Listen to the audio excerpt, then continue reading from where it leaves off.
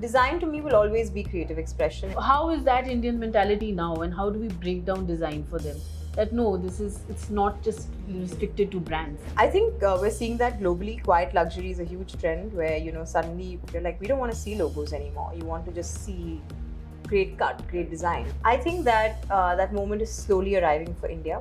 And I think I would urge Indians to not just go blindly after a trend. Hello everyone, this is Jaskiran Kapoor from Indian Express, and with me is Masaba Gupta today. She's here at Chitkara Design Festival. We're glad to have her here. First of all, you call yourself as an entrepreneur and designer after that. Why is the reason? I think an entrepreneur is a very different mindset. I think people think of a designer as not people think. I think even I think of designers as uber creative people. They are in charge of defining trends. They're in charge of defining and in getting inspired from pop culture, from politics. I think a state of a nation can be told through fashion.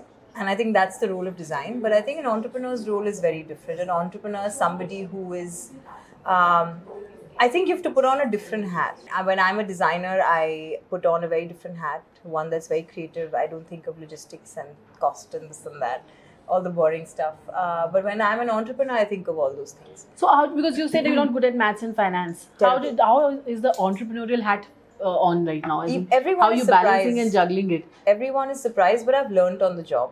I do spend time doing it because it's integral. Me being the founder of a business, to know that, to understand that, but it's not something I enjoy. So I have a very strong team of people who help me understand it, who break it down for me, just in a way that I know what's happening. But I think as an entrepreneur, the role is more of a leader. You are more the motivator, the force behind people. You're not really somebody who's sitting down and doing things yourself. You're kind of being able to find potential in other people and letting them fly. So I think it's a very, very different role, and one that requires serious people skills. So you wanted to be a tennis player, sports was supposed to be the first choice, and then came music and dance, and then fashion. So did it take you a lot of hoops to jump through to come to the world of fashion? Does it culminate? It's a sporting activity. It has got a lot of music and dance also in it. Does it all culminate here? When it came to fashion, I did not have to. There was nothing. It was almost as if it came directly at me and said, "Masaba, this is who you are. Don't try anything else." And literally everything that I've done, and I think that quote is so true, right? You can only connect the dots looking backwards, and it's a fact where I think of everything that happened to me then, and I thought that my life is falling apart and I'm being taken away from my goal, which was to become an actor at the time. And now I think of it and I'm like, everything was leading me to become a designer. Everything, every failure.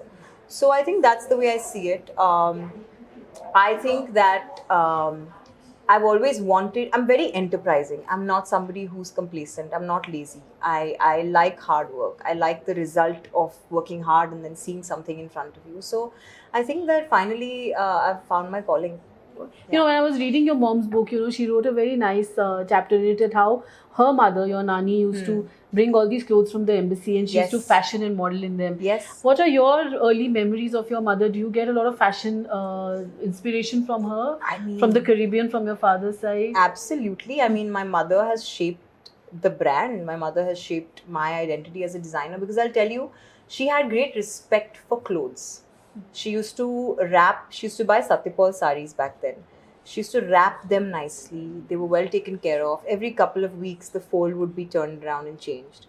So there was a lot of attention to good design. There was a lot of attention to good craftsmanship as well. And I saw her style everything in her way. Okay. Even if she bought it from Chandni Chowk or from somewhere in Milan or in Paris, she would just style it in her own way. She'd cut it up and she'd put like a Kutch blouse, cuff sleeve with a short black dress.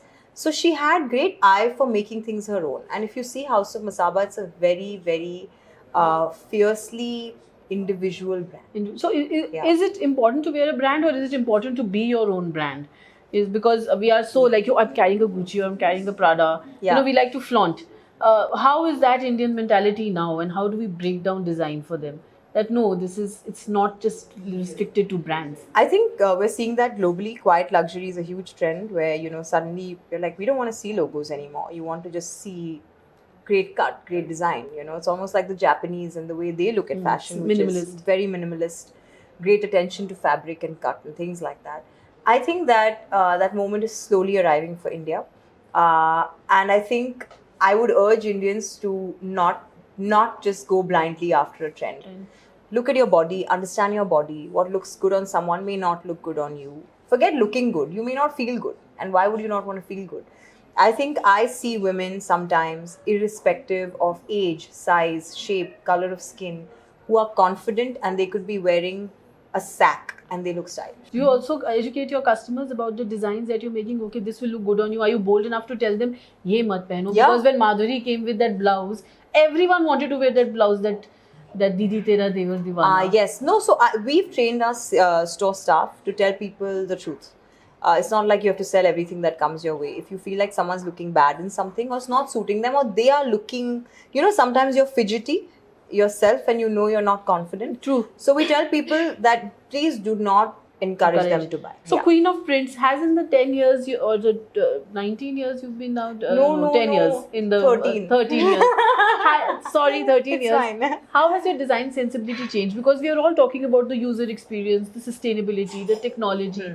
What, in all of this, what is design to you and how has your sensibility changed? Design to me will always be creative expression. It will always be, I think in today's day and age, designers hold a lot more than we even think of. We have the ability to make a statement. You have the ability to bring down the house. And I think you have a lot more power today. And I believe that if your fashion is on the streets, that's when it's fashion. And I felt that when, you know, we saw copies of our prints, that's when I thought we had truly arrived. Inclusivity also is part of inclusivity is fashion. up. It's not just a part. I think it's everything now. I feel like if your campaigns, if your storytelling, your communication is not inclusive, you will alienate a large section of the audience that's never going to come back to your brand. All right. So finally, last, is Viv Richards going to be in the third part of Masaba Masaba? Can't answer it. When is it coming? We don't know. All right, thanks. That's a wrap from Masaba Thank Gupta. you. We had tons of questions, but she has that much time. Thanks, Masaba. Thank you so much. Lovely meeting you.